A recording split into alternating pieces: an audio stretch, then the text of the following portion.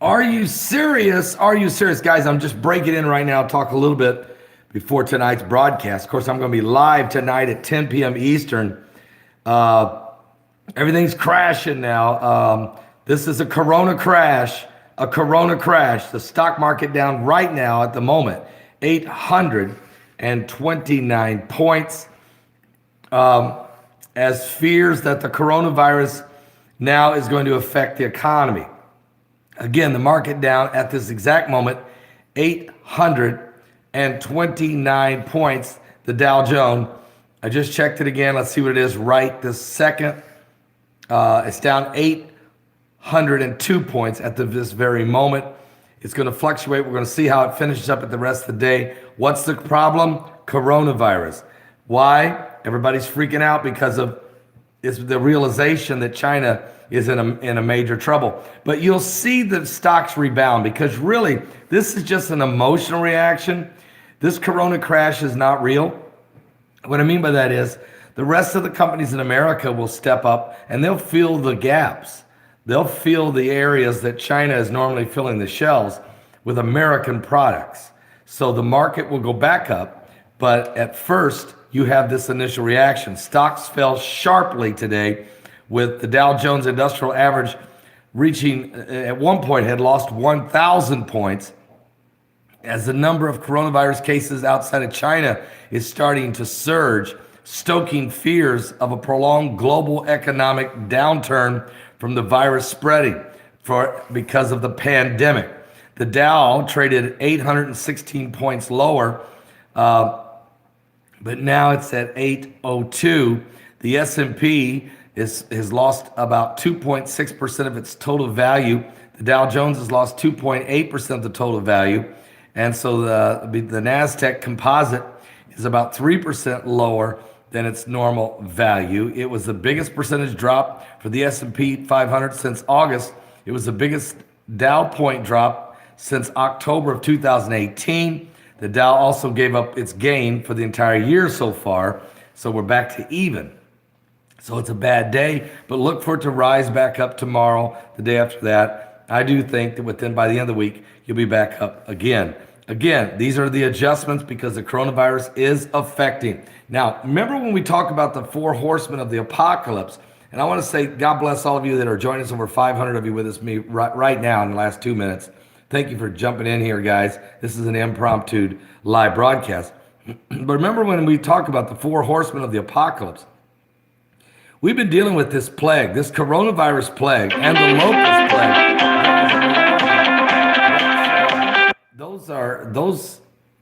That would be the pale horse, which is the fourth horse of the apocalypse. But actually, the third horse is the horse of the economy, the black horse. And now it looks like it's starting to gallop. So it's a backward approach than what the four horsemen of the apocalypse are scheduled to do. But remember, the four horsemen of the apocalypse are the breaking of the first four seals in the book of Revelation. We're not there yet. We're still in the beginning of sorrows, which Jesus said would have plagues and pestilences and would have famines and we would have earthquakes. So these are all part of these beginning of sorrows in Matthew 24. But people are starting to freak out right now. Guys, we all hit the thumbs up right now for me. Let's hit the thumbs up. Drive the algorithms crazy. Let's just right now, everybody hit thumbs up. And let me tell you what else is going on. Harvey Weinstein, you can kiss Harvey goodbye. He's gone. And why? Well, you know, when you go around raping people and sexually assaulting and criminal sexual conduct and predatory behavior, at some point, you know, you just can't keep doing this forever and ever and ever. And, you know, Jeffrey Epstein will not see his day in court. He'll see his day in the judgment of God. Harvey Weinstein might have found some grace right now. He found judgment in a court of law. Maybe he'll find his way to Jesus before he stands before that judgment seat of Christ.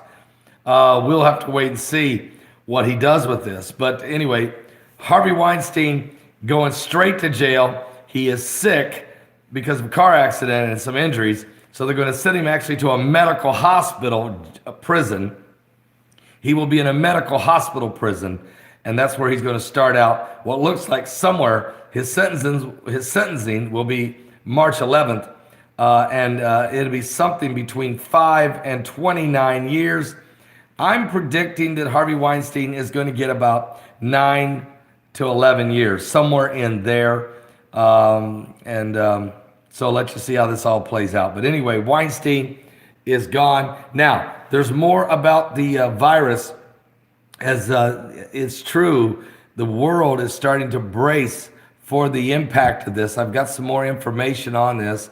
If you give me just a second, I'll share it with you. I want to thank all 834 of you watching live right now on our YouTube channel. And let me just say to every one of you, God bless you guys. Everybody hit the thumbs up if you would. Everybody hit the thumbs up. Let's drive the algorithms crazy. Let's get those likes up over 500 right now. Do it now. Do it right now. Let me tell you a little bit more about the coronavirus, okay? Because we do have more news on this. Give me 1 second here. What's wrong? Oh, that's me. Okay, my bad. All right, and good to see you guys. Thank you guys. Got the wrong glasses on. I can't read the names right now. I think I saw an Angie and maybe a whiskey side or something like that. I'm sorry, guys. Sorry about that. But according to the World Health Organization, there's a pandemic starting to mount. The fears of a pandemic is starting to mount. The coronavirus skyrockets now in Italy. Cases are surging from 3 to more than 200 in just a few days in Italy. It's just taken off. Shocking. In Rome, it's an unnerving 4-day span. The coronavirus has arrived with a force in Italy, with case numbers spiking almost hourly, and the virus jumping from one region to the next across the country of Italy. And for a nation racing to piece together how it happened, how to contain further spread, even the most basic questions give a sense of challenge. Officials still are not sure how the virus even arrived in their country. So I'm starting to wonder, is this thing coming from the air? There's some reports it might be coming down from drones. Is this some kind of bioweapon attack on Rome? Or is this some type of space virus from the asteroid that's been going over top, which is very possible? You know, Mike around the world said, guys, you still don't know the origin of this virus. He said, keep watching for it, because everybody thinks it's a monkey got sick and scratched some guy at the lab in Wuhan, China. And that, or maybe that was a bioweapon that somebody purposely leaked at the fish market, which was only 900 feet away from the lab in Wuhan, China. But now all of a sudden Italy has just exploded, and it's not just one spot going out. It's multiple locations simultaneously, and they don't even make sense how it's happening. They're looking for what they call patient zero. Makes less sense by the day, because this might not be a patient-to-patient spread. This might be a deliberate bioterrorist attack on Italy and Rome. Who knows? It's exploded in South Korea, and now it's exploding in Italy with more than 200 confirmed cases as of today. 5 people have just died. Shows that the virus can slip into a new continent undetected, only then to erupt as a sudden crisis, while bringing with it interruptions and fears that once seemed far away. 4 days ago, Italy only had 3 confirmed cases. Today, they got over 200, and it's a pandemic. It's becoming a pandemic across Italy. We're witnessing China. We're seeing what's going on. Now, let me just check the numbers, because, guys, I'm telling you, I'm going to thank all 1,100 of you. Everybody hit the thumbs up. We're at 462. Drive the algorithms crazy. Let's get these numbers up over 700 thumbs up so that the algorithm sends everybody in this direction, because this is important, guys. People need to know that we're living in the days of the beginning of sorrows. We're living in this time that the Bible said would come, when men's hearts would fail them. Listen to me. Men's hearts would fail them for fear, for looking after those things coming upon the earth, for the powers of heaven shall be shaken. All right, here's the official numbers. 79,553 cases is what's being reported. 2,628 people are dead. But the real weird thing is, besides the 77,000 cases in China, there's 833 cases now in South Korea. There's 691 cases on one Corona cruise ship. The Diamond Princess, setting off the coast of Japan, has 691 people got the coronavirus on this one ship. And then Italy, what? Italy, 230 cases now in Italy. Came out of nowhere. Japan's at 159. Singapore's at 89. Hong Kong's at 79. Iran's at 61. Thailand's at 35. The United States still sitting at 35. Taiwan's at 30. Australia's at 22. Malaysia's at 22. And the Germans are at 16. But what happened? How did it hit Italy? And it's not coming from one location. Something biblical is going on here, guys, with the signs of the second coming of Christ.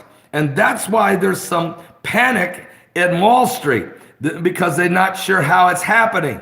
But it looks to me like something strange is going on. Could it be falling from the space dust? Could it be from Nibiru or Planet X? I don't even want to think like that. I don't think so. But could it be drones over people's homes, trying to phone and the groans? You can hear the people moan. Is this the coronavirus of a biblical plague?